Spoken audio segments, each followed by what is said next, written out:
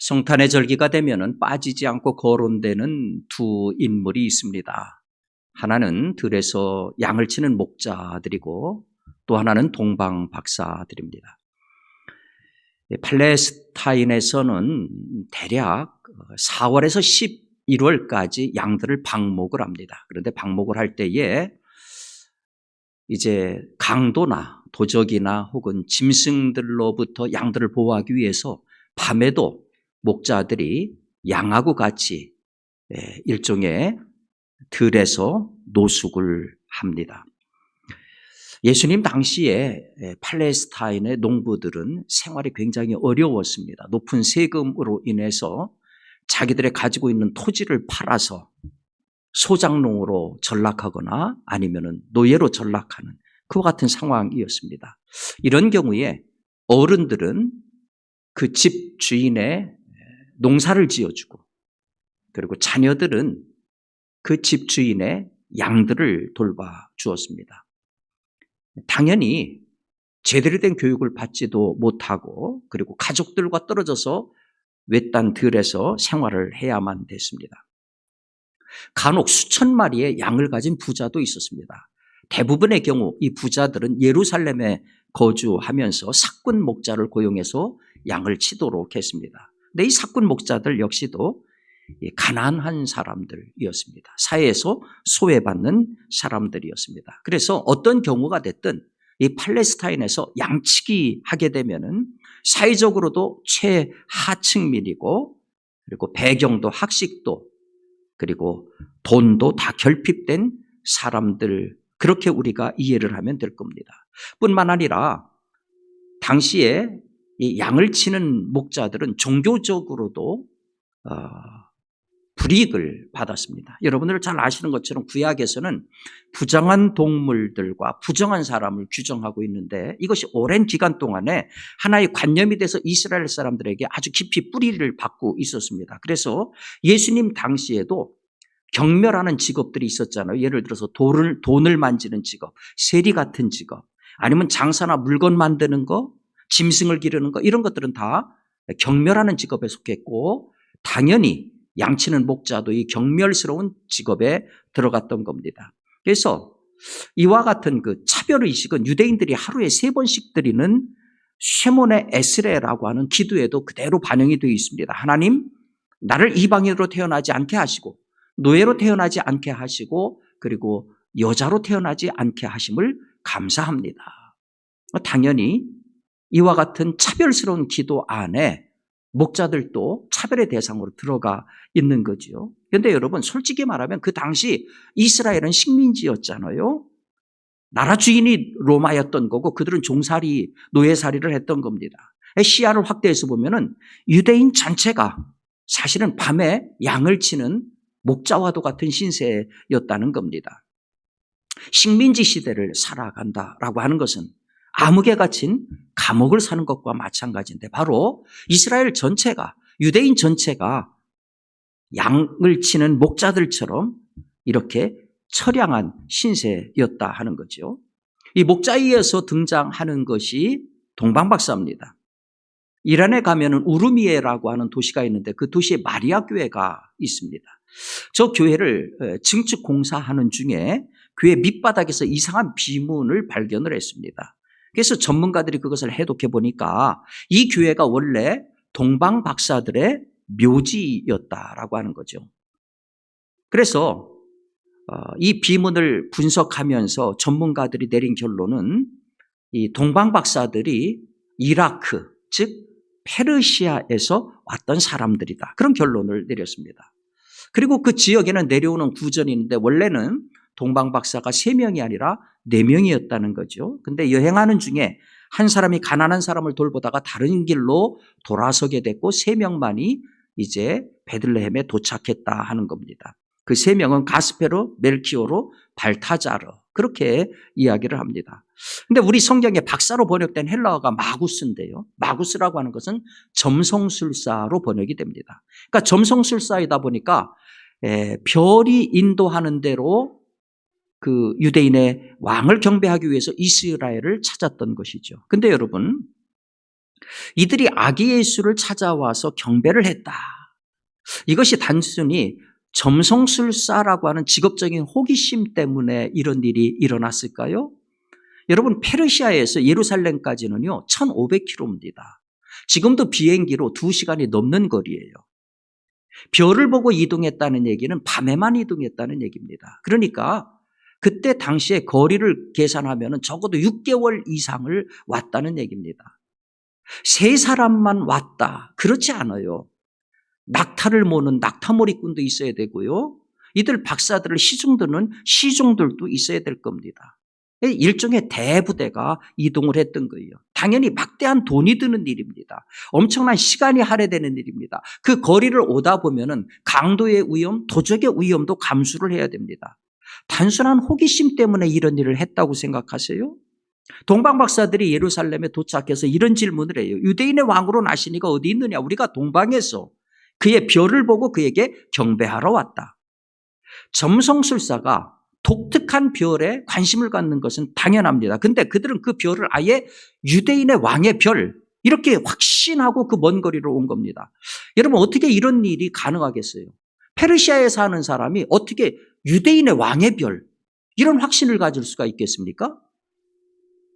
이것은 아마 이런 추정이 가능할 거예요. 여러분들 잘 아시는 것처럼 우리가 잘 아는 구약에 나오는 다니엘이라고 하는 인물이 주전 606년에 바벨론의 포로로 잡혀갑니다. 그리고 바벨론의 포로로 잡혀가서 거기에서 국무총리 자리에 오르게 되고 그리고 지식인들을 교육시키는 박사장의 자리에까지 오르게 됩니다.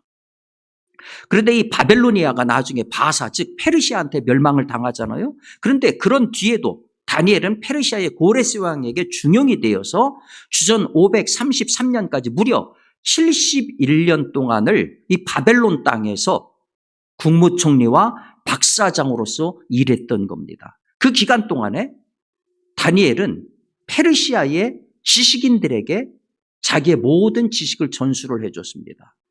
그 전수된 내용 가운데는 아마도 이 다니엘이 받은 계시의 말씀도 있었을 거예요. 다니엘서 9장에 보면은 다니엘이 가브리엘 천사를 통해서 기름 부음을 받은 자 곧 왕이 일어나기까지 7일에와 62일에가 지날 것이다. 이런 통보를 받습니다. 일해라고 하는 것은 7일 즉 한 주간을 얘기합니다. 70일이면 490일이죠. 그런데 민수기 14장 34절이나 에스겔서 4장 6절을 보면은 그 당시에 1일을 1년으로 계산을 했습니다. 이런 법칙으로 계산을 하면은 490년이라고 하는 계산이 나오는 거죠. 자, 그래서 다니엘의 가르침은 그 이후에도 계속해서 페르시아에서 계속 이어져 내려왔던 것이고 동방 박사들 역시 그와 같은 다니엘이 내려줬던 그와 같은 것을 접했을 것이고 따라서 그 이상한 별을 보고서 70일의 날짜를 계산을 해서 동방 박사들이 이동을 했다. 이런 가설이 굉장히 수긍이 갑니다. 동방 박사들은 이방인이었습니다. 그들이 별을 보고 온 건 단순한 호기심이 아닙니다. 메시아가 누굽니까? 구원자입니다. 해방자입니다. 신앙적으로 보면은 전 인류를 구속할 구원자이십니다. 구원자를 왜 기다립니까? 구원자를 기대한다는 얘기는 영적으로, 육체적으로, 물질적으로, 환경적으로 어렵기 때문에 구원자를 기대하고 해방자를 기대하는 거예요. 그건 단순히 이스라엘만의 이야기가 아닙니다. 구원을 바라는 것은 전 인류의 소망이기도 합니다. 그러니까 동방 박사가 그 먼 거리를 그 고생을 하면서 왔다는 것은 이 땅 전체가 흑암에 쌓여서 구원의 빛을 간절하게 염원하고 있다는 것을 상징하는 얘기입니다. 자, 목자 얘기나 동방 박사 얘기나 지금부터 엄청 오래된 얘기입니다. 다 지나간 얘기입니다. 2000년 전의 얘기입니다. 하지만 과연 그렇다고 생각하십니까? 그때는 땅 전체가 흑암에 쌓였고 지금은 평화와 생명이 꿈틀대는 그런 희망의 세상을 우리가 살고 있습니까? 동남아의 스리랑카라고 하는 나라, 여러분 지난 11월 19일 날 국가부도를 선언한 거 아십니까? 글로벌 복합 위기에 그 나라가 주력 산업이 관광인데 이게 붕괴된 거예요. 완전히 경제가 파탄난 겁니다. 막 물가가 오르고 석유가 폭등하고 버스비가 막 오르고 그러니까 사람들이 지금 사진에 보시는 것처럼 저렇게 다 전철에 조금 싼 전철에 몰려들었다는 거죠. 수많은 사람들이 이 땅에서는 살 수가 없다. 그래 자기 조국인 스리랑카를 버리고 다 해외로 탈출하고 있는 거예요. 더 이상의 얘기가 필요할까요? 아침 신문을 접어들면은 뭐 좀 기분이 상쾌해야 되는데 이 365일 가운데 우리나라가 16강 올라간 거 그런 거 빼고는 정말로 아침에 상쾌한 뉴스를 접할 수가 없어요. 자, 이제 새로운 해 2023년이 20일 후로 다가왔습니다. 새해가 되면 여러분 뭔가 나아질 거라고 생각하세요? 대외경제정책연구원 보고에 따르면 2023년 세계 경제는 2022년보다 0.7% 낮은 2.4%의 성장률을 기록할 것이다. 쉽게 말해서 더 나빠질 것이라는 거예요. 세계 경제가 나빠질 것이다. 우리나라는 그럼 좋아질 것이냐? 아니에요. 한국개발연구원에 따르면은 내년도 한국 경제의 성장률이 1% 됩니다. 물가 성장은 반면에 3.2% 올라간다는 거예요. 내년이 토끼해입니다. 토끼처럼 깡총깡총 뛰는 활발한 성장은 불가능하고 빨간 토끼 눈처럼 휘둥그레지는 어려움만 우리를 기다리고 있는 거예요. 자, 이런 기사를 대하면은 여러분 우리가 찬란한 광명에 살고 있다는 생각을 할 수가 있어요? 2000년 전 흑암 속에 살았던 목자와 동방 박사들보다 우리가 뭐 굉장히 나은 그런 삶을 지금 살고 있습니까? 상황이 어려워지면은요, 유사이래로 세 가지 현상이 나타나요. 첫 번째는 어려운 상황에도 자기만 살려는, 자기 기득권만 챙기려는 사람들이 나타나요. 2000년 전 헤롯이 그랬잖아요. 자기 동족들 다 어려운데 자기만 꼭두각시인 분봉왕 자리에 올라가지고 홀로 부귀영화를 누립니다. 그러다가 유대 왕이 나타났다고 하니까 자기 지위가 위태로워질 것을 염려해서 그 지역 아이들을 깡그리 죽여버리잖아요.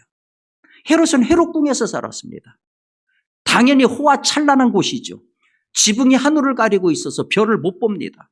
그래요. 그 사람들은 지붕 아래 들어가서 하늘이라는 희망을 보지 않고 삽니다.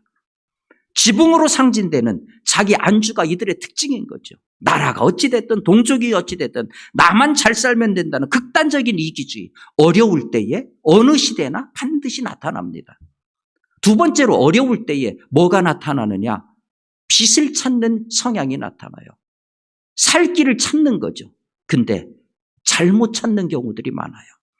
여러분 혹시 백백교라고 하는 사교 집단을 들어보셨어요? 백백교? 하도 오래된 일이라. 이 백백교는 전용해라고 하는 사람이 창시한 사교인데요. 1923년 7월에 경기도 가평에서 백백교라고 하는 이 사교의 문을 열었어요.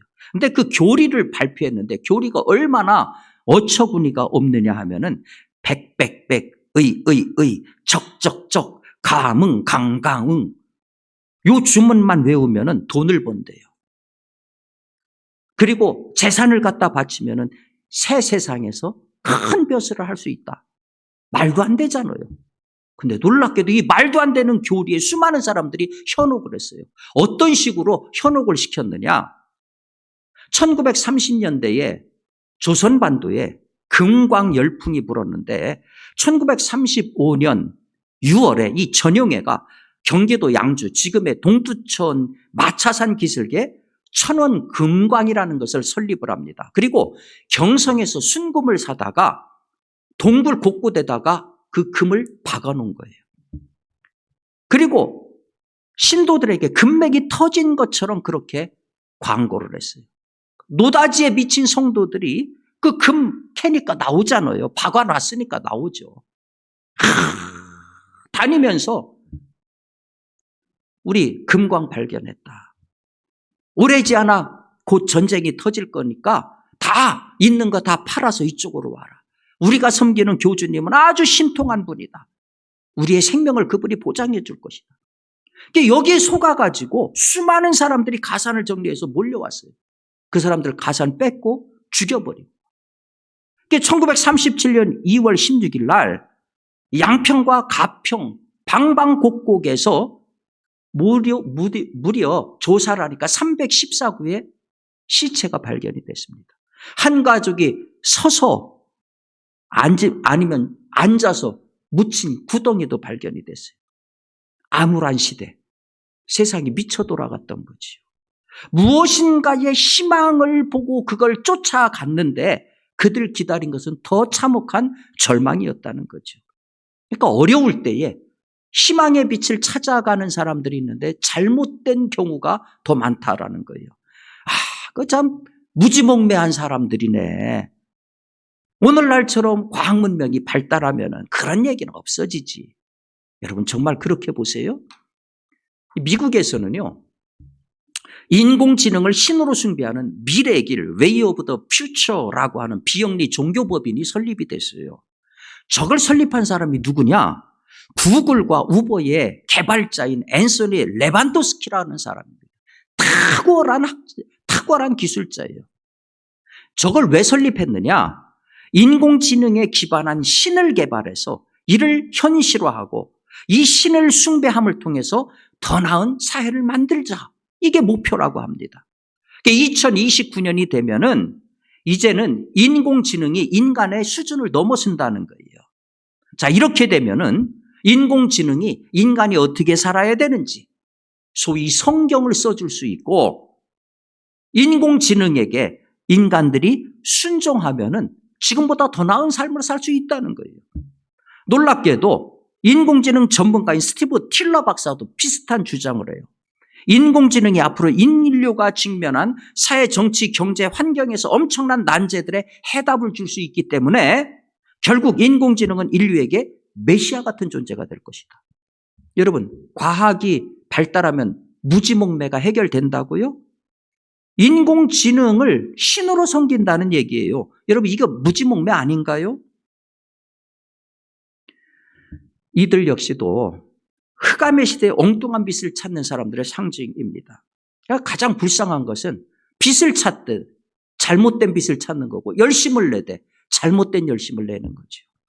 세 번째로 암흑시대에 볼 수 있는 것이 뭡니까? 희망을 버리지 않고 제대로 된 빛을 찾는 거죠. 온종일 성전에 나와서 기도하면서 이스라엘의 위로를 기다렸던 시므온과 안나 할머니가 그런 상징이고요. 3년 메마른 가뭄에도 희망을 꺾지 않고 높은 산에 올라가서 기도했던 엘리야가 그 상징이고요. 일상을 중지하고 먼 길을 달려왔던 동방박사가 그 상징이고요. 또한 그룹 빼놓을 수 없는 것이 들에서 양을 치던 가난한 목자들입니다. 얼핏 보면은 그들은 어떤 기대도 없이 그저 남의 양이나 쳐서 연명하는 일용직 노동자에 불과할는지 모릅니다. 하지만 그들의 행동을 보면은 우리 생각을 바꿔야 됩니다. 천사가 그리스도의 탄생 소식을 전해주잖아요. 오늘날 다윗의 동네에 너희를 위하여 구주가 나셨으니 곧 그리스도 주시니라. 그 말을 들은 목자들의 반응이 어떻습니까? 이제 베들레헴에 가서 주께서 우리에게 알리신 바 이 이루어진 일을 보자. 그 즉시 자리를 박차고 길을 나섰습니다. 여러분, 이건 상식 바뀝니다. 지금 남의 양을 맡아서 치고 있는 사람들입니다. 어떻게 보면 자기 목숨보다도 귀한 양입니다. 그런데 그걸 버려두고 갔다? 단순히 충동적인 이례적 사건으로 볼 수 있을까요? 게다가 16절을 보면은 그들이 구유에 누인 아기를 찾아서 그랬는데 찾아서로 번역된 헬라어가 아뉴란입니다. 아뉴란이 무슨 뜻이냐면은 끊임없이 탐색해서 찾았다 그런 얘기입니다. 우리 생각에는 천사가 나타나서 저기 마을 보이지? 저기 예수가 났어. 그래서 손쉽게 찾아간 것처럼 생각하는데 그런 얘기가 아니에요. 훨씬 먼 거리를 헤매고 찾고 찾아서 다시 말해서 정말 고생 많이 해서 찾아갔다는 얘기입니다. 이것만 봐도 그들이 그리스도가 오기를 얼마나 고대했는지를 상징적으로 보여주는 것이죠. 그러니까 묵묵하게 맡은 자리에서 자기 일을 하면서 가슴속에는 메시아가 오실 것이다. 그 희망을 품고 살았다 하는 얘기입니다. 그리스도여, 선지자를 통해서 약속하신 대로 오셔서 우리를 위로해 주옵소서. 우리의 헐벗어짐과 이 고난한 삶을 바꾸어 주시옵소서. 우리가 기다리고 기다립니다. 그들은 빈들에서 잠을 잤습니다. 헤롯 왕이 살던 궁전처럼 지붕이 있을 리 없지요. 그들은 하늘을 올려다봅니다. 열린 하늘. 그것은 희망을 갖고 살아가는 또 다른 상징이지요. 사랑하는 여러분, 하나님이 이 땅에 탄생하심을 축하하는 이 성탄의 절기에 동방박사가 별을 보고 그 먼 길을 찾아왔다는 얘기가 뭘 의미합니까? 빈들에서 양을 치던 목자들이 하늘로부터 들려온 천사의 말을 듣고 생명 같은 남의 양을 버려둔 채 고생고생하며 아기 예수를 찾았다는 건 뭘 의미합니까? 왜 성경은 2000년이 지난 오늘 우리에게 이런 얘기를 들려주는 걸까요? 간단합니다. 오늘 우리가 바르고 희망을 보는 사람들이 돼야 된다는 거예요. 헤롯처럼 닫힌 지붕 아래서 하늘을 보지 못하고 사는 사람들이 아니라 빈들의 목자처럼 열린 하늘을 바라보고 사는 사람들. 별을 찾아왔던 동방박사처럼 칠흑 같은 어둠 속에서도 생명의 별을 바라보는 사람들. 그게 바로 우리들이어야 된다는 거예요.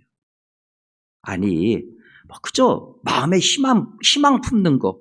그게 무슨 의미가 있겠어? 여러분, 그렇지 않아요. 그렇게 말씀하지 마세요. 노벨 평화상을 수상한 핵무기 폐기 운동의 사무총장 베아트리스 핀이라고 하는 분이 이런 얘기를 했어요. 수백만 명의 죽음, 핵전쟁이죠. 이 수백만 명의 죽음을 야기시킬 수 있는 이 핵전쟁은 사소한 짜증 한 번으로 촉발될 수 있다. 사소한 짜증 한 번으로 촉발될 수 있다. 그러니까 인류 역사상 나타났던 수많은 전쟁과 참사를 보면 무슨 거창한 이유 때문이 아니라 겉으로는 명분을 찾기 위해서 이것저것 다 갖다 붙이지만 속내를 들여다보면 결국은 인간이 결정하고 실행하는 거잖아요. 그 인간을 지배하는 게 뭡니까? 이성이고 감정이고 기분이고 분위기예요. 그러니까 심리적으로 불안한 사람이 지도자가 되면 충분히 짜증 한 번으로 전쟁도 가능해지는 겁니다. 그러니 짜증 한 번으로 참거 가능한 거예요. 근데 여러분, 이 원리는 그렇다면 정반대도 가능하게 하는 거죠. 짜증 심리가 파멸을 가져온다면 희망의 힘은 정반대의 결과를 창출할 수도 있는 거예요. 우리가 지금 카타르 월드컵 보면은 우리 대표팀이 포르투갈을 꺾고 극적으로 16강에 진출을 했잖아요. 다 아는 것처럼 모두가 포기할 수밖에 없는 상황이었습니다. 절망적인 상황이었습니다. 그런데 우리 선수들이 소위 중꺾마 정신, 중요한 것은 꺾이지 않는 마음, 그 정신으로 극복을 했던 겁니다. 간절한 염원과 희망이 역사를 만들었던 거죠. 그렇다면 하나님을 향한 간절한 희망, 그건 얼마나 큰 힘이 있겠습니까? 아무리 힘들고 좌절하는 상황이 나를 덮쳐도 하늘을 올려다보는 그 희망으로 우리는 살 수 있다. 우리의 생명 대신 하나님을 잃지 않으면 우리는 살 수 있다. 하나님을 품은 사람들, 절망의 땅에서 희망의 하늘을 바라보며 일어서는 사람들, 우리 예수 믿는 사람들이 바로 이런 사람들인 것입니다. 오늘 말씀을 듣는 우리 안에 이 희망을 품는, 이 희망의 하나님을 바라보는 역사가 이루어지기를 주님의 이름으로 축원합니다.